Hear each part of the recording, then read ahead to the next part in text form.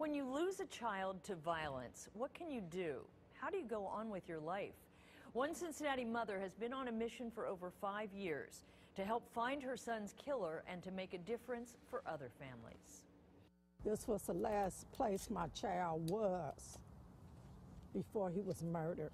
It's just a deserted parking lot now, but this is the site of the infamous Club Ritz. Hope Dudley's son Chaz was here in the early morning hours of September 29th, 2007. He was funny, he was lovable. Chaz was shot and killed shortly after leaving the Roselawn nightclub. Whatever he did, he was mine. Yeah. He was mine, and I loved him. What she does want is an answer to the question, who killed my son? So a year to the date, I went everywhere he went that night.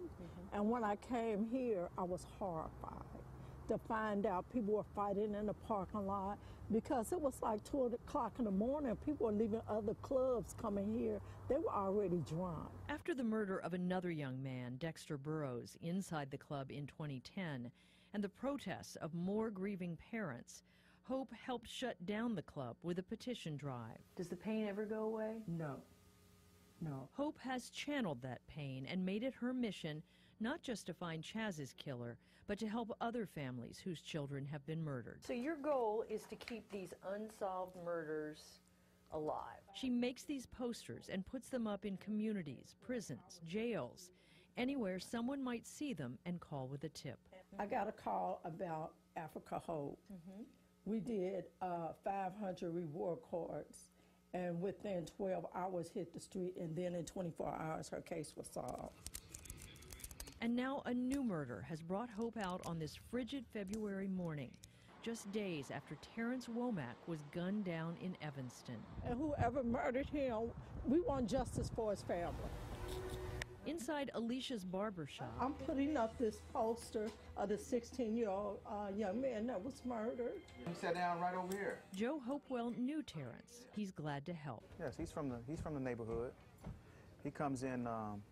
He used to come in occasionally, quite often, with a cousin of mine. She's offering support to families no one offered her when Chaz was killed. Nobody ever called me.